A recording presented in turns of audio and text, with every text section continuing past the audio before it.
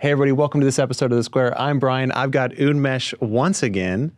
Welcome back. Thank you. And we're here to talk about your prototype, your award-winning prototype, Rooted Ellum. Yep. That's the project. That's the project. So I'm just going to go through the awards right now, just so people know before we get into it, just so they have some understanding of how big this is. So at first you won the Corgan Internal Design Competition. Then you won AIA Dallas's Unbuilt Award. You were the winner for that. AIA Dallas People's Choice Award winner. The Texas Society of Architects Studio Award winner. And then last, that just happened, the Urban Land Institute DFW Impact Award. You were a finalist for that. That's quite a bit. So my first question is, where do you find the time?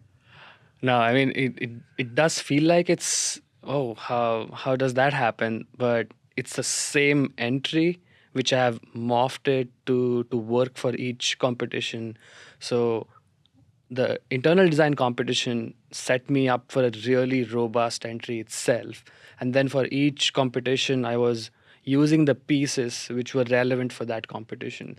So the initial competition itself had so much content in it that I could just sort of weave through the other requirements and keep using it for every competition and then hit on those points. So just for our viewers to know, just break down just kind of what the prototype is, and we can dig a little deeper, but just so everyone kind of knows, talk about Deep Ellum, talk about kind of just what the initial kind of scope is. Sure. These kinds of mixed-use urban design competitions are very common all across US, around the world. And Corgan came up with a brief where the site was in Deep Ellum. It's around 22 acre site, south of Deep Ellum, just north of I-30. And it's a very typical site, currently very underused. It's just parking lot. It's a service center owned by the city of Dallas, and city of Dallas was looking for ideas. So they actually went to Urban Land Institute and constituted a mini technical committee. They call it MTAP. And one of Corgan's team members went there, created some brainstorming sessions, and came back. Actually, James Adams himself suggested to the Corgan competition committee, this seems to be a great site. Let's put it out there for a design competition. That's how the site came to us. And whenever you're putting together these highly conceptual entries, I'm always looking for ways to make it a prototypical design so that we could use the learnings from it somewhere else. At the city level, not just in Dallas, but many other areas. So there are elements to it which are very specific to the Deep Ellum site, but the qualities and the principles which are used are very prototypical. What has taken so long for something like this to happen? Like, I know that we've talked about, obviously there's been over generations, right? Deep Ellum has gone through like a lot of different changes, obviously from kind of a minority neighborhood to then kind of this kind of like alternative scene where, we've got lots of up and coming bars that, with music, different, really kind of big focus on music to kind of moving into more of this like mixed use residential. So I guess all that being said, like, why do you think it takes the cities so long to like recognize that there are these pockets of value that are being underdeveloped? I mean, honestly, I don't have a really very deep grasp of what might have exactly happened. But what usually happens is in different states in the United States, the city government has a very different outlook towards these developments. City of Dallas might have plans in different areas and their focus might be different. So Deep Ellum might not be the focus area. There's so many neighborhoods which are booming, which has residential needs, commercial needs, where they might be encouraging developers to go there. So that might be one of the reasons. And currently, I think just before pandemic, now after pandemic, we have seen big surge of people coming to Dallas. That might change how all these lots are looked at, especially these highways. If they get these deck parks like Clyde Warren Park, the adjacent lands really become lucrative pieces where firms like us could do a fantastic proposal for mixed use developments. So these are opportunities even for us to push. And Corgan is already doing that. We have proposed so many on our own um, developments like that, where the developers get interested, and then we all convince city we want to do this. Even it could happen from that way. Yeah. And Deep Ellum currently, we can talk about its history and everything, but Deep Ellum currently it's got a lot of bars, restaurants. There's, I think, obviously retail, there's some residential, and I think there's like some commercial as far as like some different companies kind of have their headquarters there as well, right? Yeah. I mean, Deep Ellum itself has a long, deep history of being entertainment capital, very focused on arts. There's a history of jazz and blues in there. What has been recent theory, I would say from 1990s to now, if you start having multiple uses, you have residential as well along with these things, it makes it more sustainable over the long period of time, and also starts making it bit more safer. Deep Ellum has gone through its own ups and downs about its perception around crime or how the space feels like, and we might be a little bit in the in between phase right now. But the general theory is more variety of uses you have in those spaces, where it's not just these 4 hours it's active and then it's dead. That's the kind of thing creates more problems, because that deadness creates more issues. So the effort always had been in such neighborhoods to have mix of everything. So having a bit more residential was a desire even in that ULI MTAP committee's recommendations. So the proposal does try to address that issue by having more residential, because residential in itself is an issue all across Dallas, not having enough apartments, not having enough houses. So having that mix of uses, so continuity of arts and entertainment scene along with some residential. So surely that's a trend. So talk to me about how specifically you did that. And if you need to draw, you are more than welcome to draw and to illustrate this idea. Because I know that at least in the initial prompt, there were a lot of different asks. And I think just as far as like the parking and mixing all that stuff in. So just kind of talk to me just high level about how those were kind of specifically addressed in all of your submissions. Before I get into it, just to give everyone context, I mean, if you look at the image, you can see sort of all Deep Ellum areas up here, super dense, and all the fun stuff happens here. And then you're looking at this lot with lots of parking. That's the side we were given to, and that's the I-30 highway. So whenever you come across such a site, it's certainly an opportunity to do something. But as you can see, we're first, before getting into all the programming and the analytical and detailed stuff, you're faced with a sort of a physical geometry problem. You can kind of see it here. You have this highway, and then the site is doing something like this. So you're naturally getting grids from Deep Ellum, which is this grid. And then the site itself has this grid. So the first task usually designers and planners come across is, how do you situate all these different geometries? How do you get them together? At the same time, maintain the rootedness of the site. Right. Like all these lines coming together, they have history. All these streets have history. So you don't necessarily want to decimate something which is already there. So that was the first germ of thought I had in my mind, to use found lines, to imagine something which could come out of the existing grid and not create something alien in the environment. So as you can starting to see what's going on here, these blocks are square in nature, but as the grids collide, it gives you that diagonal line. And you'll kind of start seeing that in my proposal as well. Yeah. So that's sort of the start of the germ of rootedness thought. So I'm getting flashbacks to our public, our private-owned public spaces Square episode that I'll link.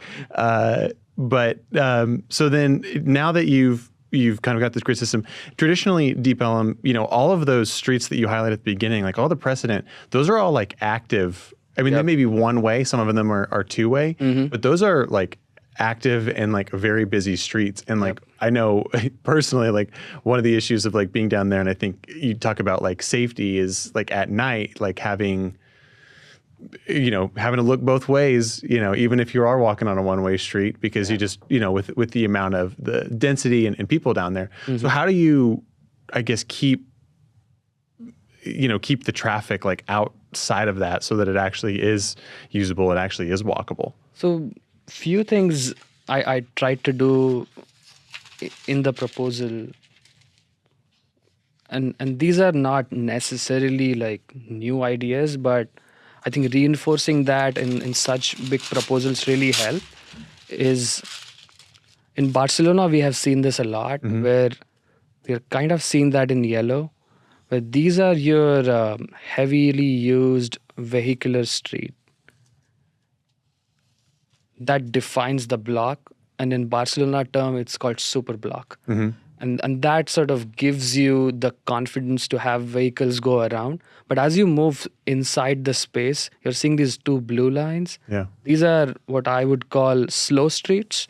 So these are not completely blocked for the vehicles, but they have slower speed limits.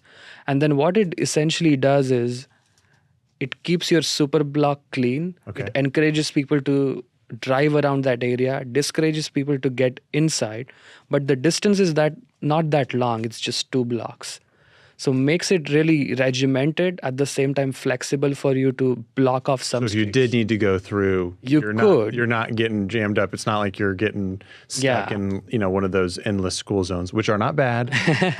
But when you have someplace to go, you're definitely like, I don't see any children. It's 8:45. What are we doing? I get it. Okay. So those yellow super blocks really help you to frame your mind, which are the streets you want to encourage people to use, and which are the ones which are slow streets where pedestrians could feel safer and walk without any stress. At the same time, as you can see this grid, you can have lots of flexibility by blocking the street only for some events, and it doesn't necessarily disrupt the whole flow because you're only taking out a very small piece. You're not blocking the whole thing.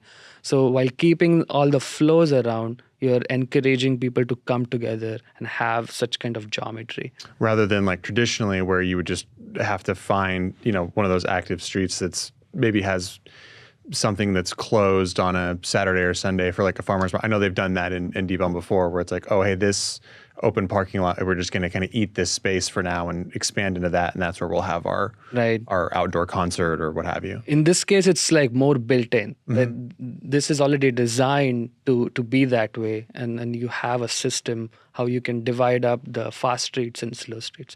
I think that's some of the ideas I was trying to use in this proposal.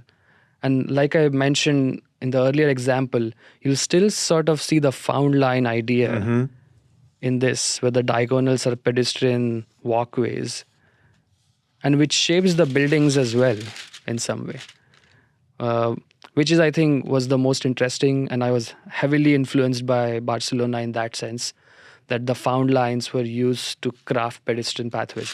And I must say, this is not necessarily alien to Deep Ellum. There are already such kind of what I call block walkthroughs in Deep Ellum, where if you have a very long or big block, that gets divided up. They've started to really cut that up, I think. And then you have restaurants in between, in that in-between space.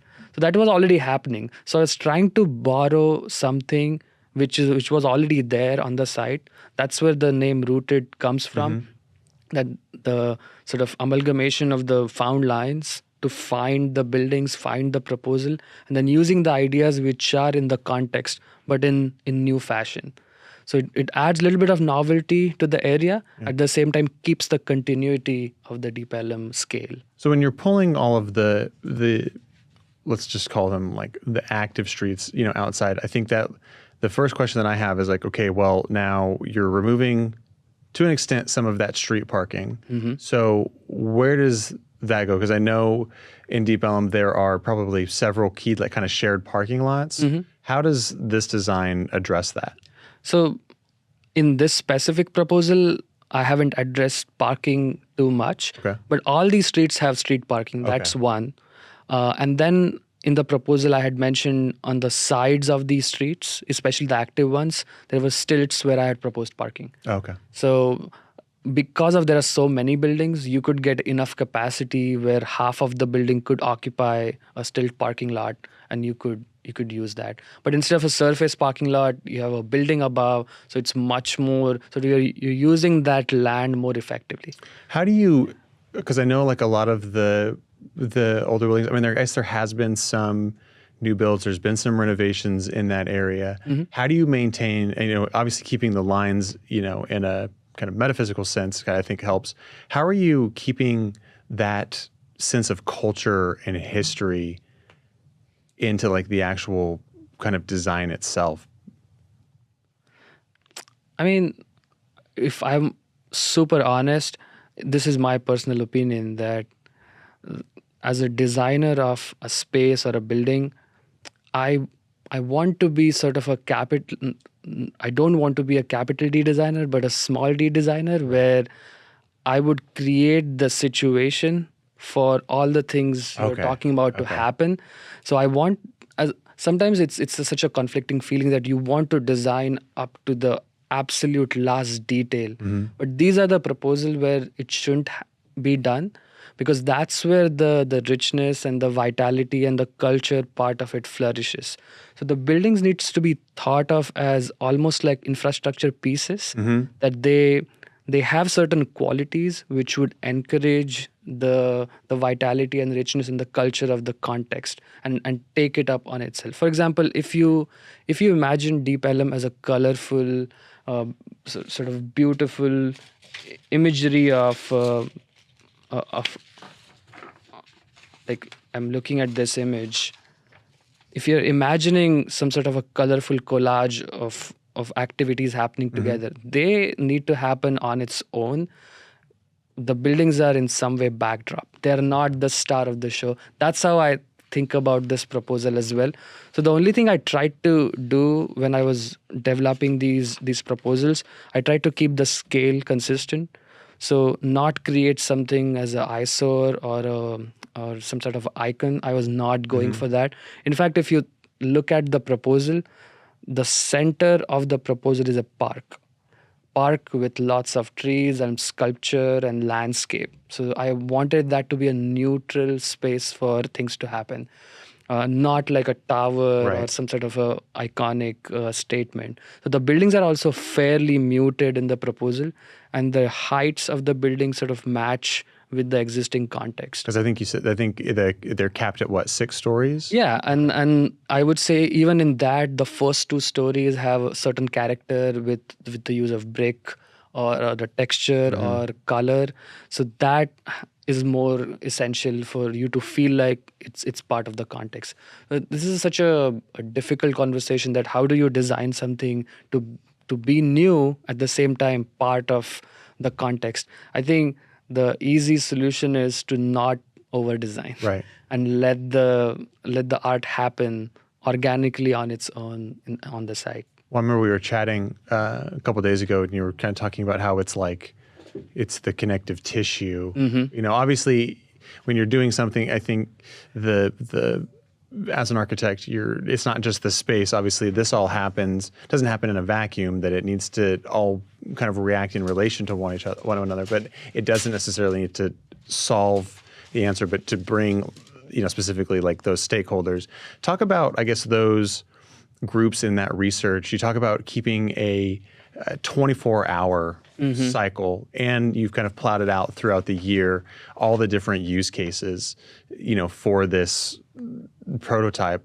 How did you come to that conclusion, and what was some of the research done to get there? So this is, I would say, a little bit of a grad school hangover. Okay. You do a lot of reading on all the people who have worked in the field of urban design, urban planning. Obviously, Jane Jacobs is a big figure in urban design, and she speaks a lot about mix of uses, concentration, density.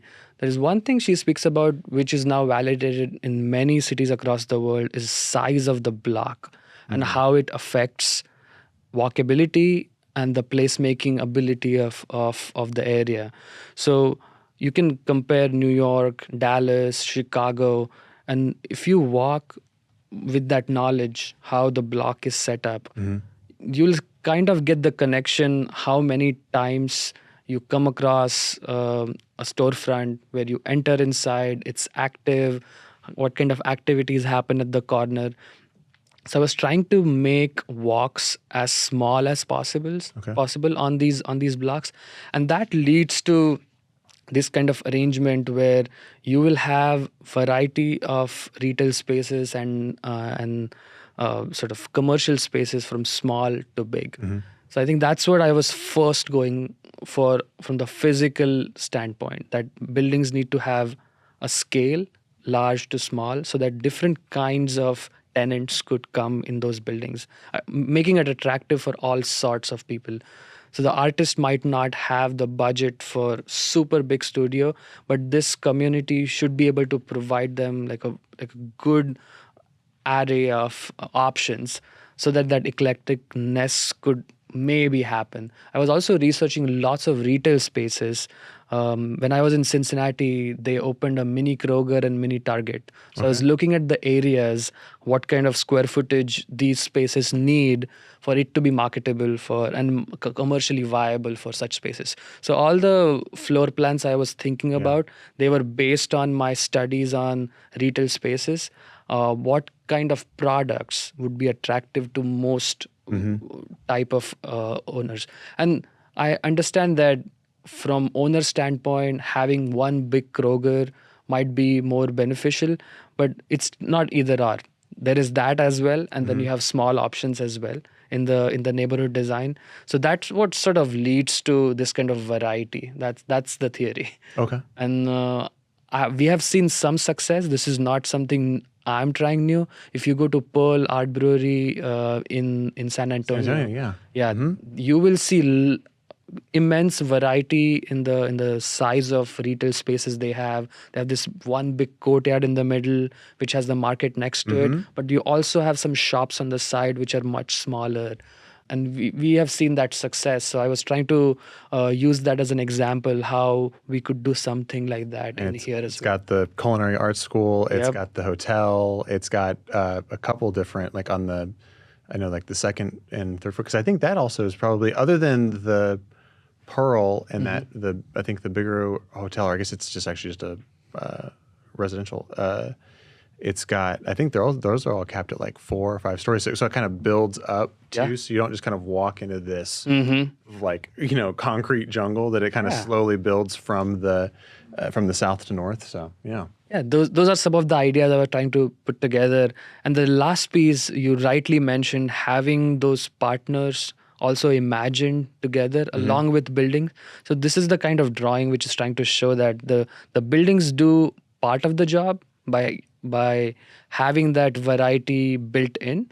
But then you have these partners, in this case, the Deep Ellum Arts Festival, the State Fair of Texas, the bike-friendly Deep Ellum Group, the Deep Ellum Foundation, when the Dallas Film Society, when all these come together, and then you sort of map them from March to February, how it's going to pan out, that's when you start imagining how these buildings could be used. I think that was the idea I tried to use in this entry, that I want to show and demonstrate people how buildings and local groups get connected and how the placemaking could work. I think that was a fun drawing. And that's something I always try to do in any design competition I try to apply for. I want to make at least one unique drawing in that entry, which I haven't made before.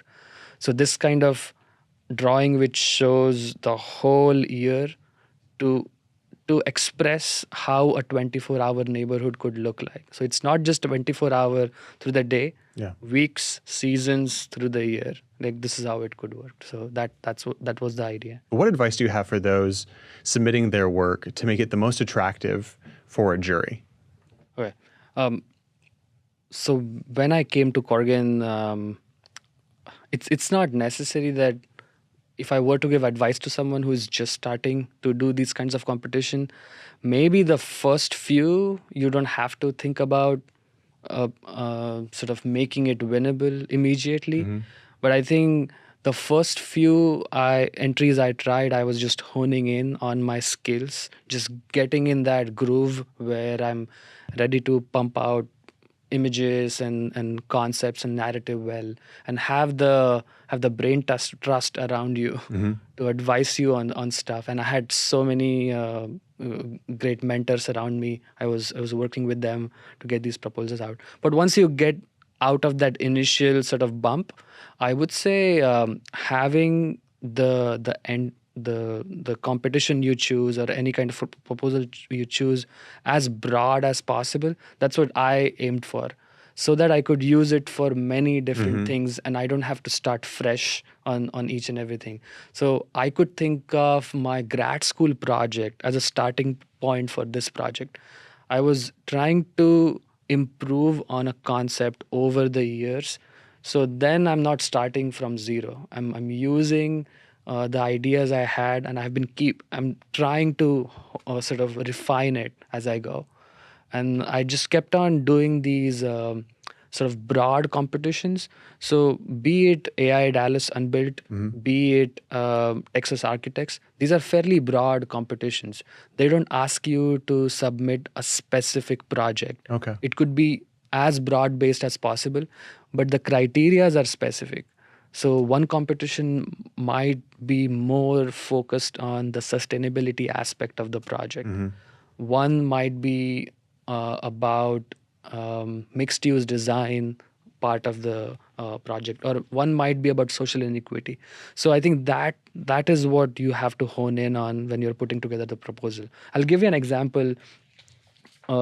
Maybe on one competition, the sustainability aspect was most important, and you will see how I was trying to hone in on that in this illustration. What I'm trying to show is a single building, how it has two sort of cycles of sustainable practices, one on ecological front and one on economical front. So we have urban farms in the second and first level of the project, and the yields from that are going to get used for the restaurants and the food carts in the area. Okay. So it sort of has that cyclical nature to it, and I try to emphasize on that. I don't do that for every entry I do, although this project has that aspect to it, which I can use it when I absolutely need to. Yeah. And when it's not the most important thing, I'll put it a little bit behind. In case of ULI, where it's market viability is the most important thing, I was really focusing on the physical plan. Yeah. Like how the parcels are divided into small pieces and how it will be easy to develop and developer friendly, at the same time architect friendly, where you could design each parcel differently, but it slowly makes the neighborhood flourish. So it doesn't have to happen in one day. Right. There's There's not this huge like swath of work that needs to be done, that it can be piece by piece. So that was my strategy, to have 3 or 4 major aspects covered in the competition and use it as per what the competition asks for. We've been kind of throwing around a couple different words and phrases. So I think initially we were talking urban planning, and then you've been using the words urban design. What's the difference between the two? I would say urban planning is more older word than urban design. Urban design is relatively contemporary word still getting used from 1950s, 60s. I would say the first documented urban design program started at Harvard. Okay. And even before that, people were using different kinds of words alluding to urban design. It is supposed to be some sort of a bridge practice, usually between architecture and urban planning. But the contemporary understanding of urban design not only incorporates architecture, urban planning, but it also incorporates urban economics. It incorporates law, incorporates policy, incorporates economics, different aspects of public life and built environment. So now the urban design professionals you have in schools or in the firms, we don't have urban design department, but there are many firms around us who have urban design department. They hire not only architects and urban planners, they hire economists, public policy experts, because what it's trying to do is trying to bridge the gap between someone designing a building and someone just having a physical plan, how the uses are going to be planned. There's so much in between which needs to be thought through. And that's where urban design comes in. And this proposal could be considered as like an urban design proposal, because there are lots of design aspects to it, but there's a physical plan which ties everything together. So it's sort of an in-between. The hesitation is to like build like a utopia. It's like, here's this like perfect place where children can frolic and small business owners and the, you know, land is cheap and it's, you know, a world of milk and honey. How do you, I guess, as you're creating it, kind of not be cynical, but give a sense of real world practicality to it, knowing that that's probably like the first thing that's going to happen when it kind of meets the judge's eyes? I would say in all these proposals, when I put them together, in the narratives, I have always put in a strong policy perspective to it. So I always mention the funding mechanism, what city is already offering. So that's what makes it specific to Dallas. There are lots of affordable housing schemes in Dallas, and not just affordable housing, but there are lots of different kinds of funding mechanism which city helps with, which I put them in. And there is public-private partnership. You'd like cited like Clyde Warren Park is kind of like a first one, like, okay, like, so they can kind of help bridge the gap themselves, and it doesn't seem like this huge monumental like lift, basically. For example, the one proposal I had done before this, it was also in the realms of mixed use, which was in Austin. Austin has a fantastic program called Affordability Unlocked, which is an incentive program for anyone to build more affordable units in the neighborhood, and they give extra height. They reduce the height restrictions or give extra density. So there are already these kinds of programs which make the proposal more viable. So I always try to put that reality in the proposal while sharing all these utopian ideas. What was talking about just, you know, obviously the critiques and things like that from the judges, like what has been the biggest feedback that you've gotten from this? Negative or positive? Give me both. Give me the standouts, but give me the negative first and then give me the positive. I would say the negative feedback I have gotten so far is some of the ideas used in the proposal, especially the ideas like urban farming. I probably need to do more research in actually making it viable. I have some case studies, but they need to be backed up with a bit more rigor and numbers. I think that will make the proposal even better, because there are examples in Dallas. So you must have heard of Bonton Farms. Yes, Bonton Farms is a great example of them owning their land, having their own urban farm, having their cafe, and volunteering opportunities. Imagine that happening in Deep Ellum on a smaller scale. It can happen, but I don't have the insights into the exact numbers of what the yield is, what they exactly grow, how much it costs them, how much they gain out of it, things like that. So that was the critique I got on the urban farm idea specifically, especially elevated urban farm. And positive feedback. Positive, I would say, was mostly on the variety of uses. The drawing which shows the 7 parcels and how they accommodate different uses, and then supplemented by all the partners I show. I think that idea I want to maybe hone in on more and use it again, for sure, to make it more believable and see through the vision, because all these illustrations are sort of giving you a picture in future. And usually architects produce great images for physical spaces. We always have these beautiful 3D renderings, but these programming sort of diagrams, I think, makes it even better.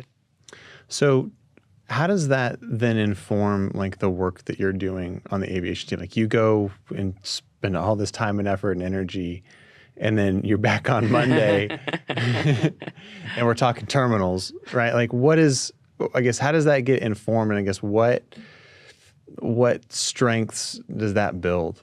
No, I think it's all the same. I mean, I don't see it as like too many different pieces.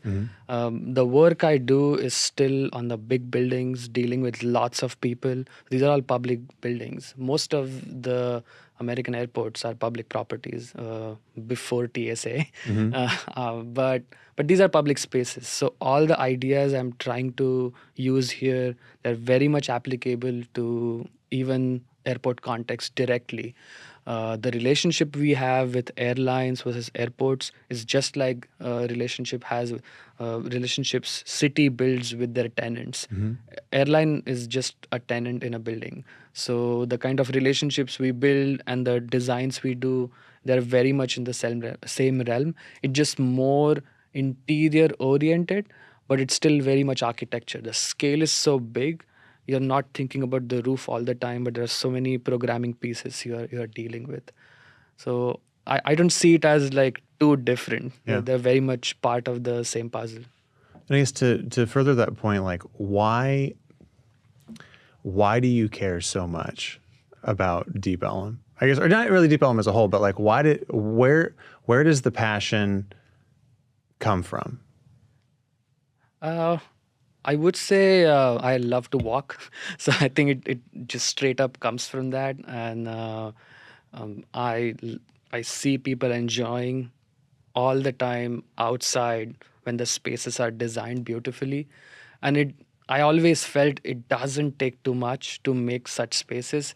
It just that having that will and consensus between us to do such things. I mean, even in Dallas, if we go to places like Bishop Arts or Lower Greenville, these are fantastic spaces. And if you look at the qualities, these qualities can be used as prototypes in many different locations. So that's what I always try to emulate. Think about those spaces and what does it take to replicate or emulate that kind of look and feel. And these are, I would say, age-old sort of lessons from all the cities we have studied, just in different forms. So it's not like totally new, but it keeps happening in new forms and makes people super happy and people are enjoying. I love watching that. I would sit on the side of a street and just watch people do their thing at the flea market and just chatting at the restaurant. I just love doing that. So what's next for Deep Rooted Ellum? I don't know. I mean, I've exhausted all the competition I could participate. I was thinking I could probably pick up a new site in Dallas and do like a pro bono proposal, something just to get my creative juices going. There's one site I was looking at very close to my house. There used to be a factory, if you have heard about Atlas Metal Factory. It was old World War II time factory, which got unfortunately demolished. It could have been a fantastic design opportunity. Yeah. But there are lots of industrial pieces in that part of the city. There could be a very nice proposals because already we have so many residential apartments happening in Trinity Groves. It could be a nice proposal to make that street a bit more intentional. So that could be something I could try. Very cool. Well, Unmesh, thank you so much for breaking this down for us and for giving us a little bit of intel on Deep Rooted Ellum. So, awesome. That's great. Thanks for inviting me. yeah. Thanks for watching, y'all. We'll see you next time.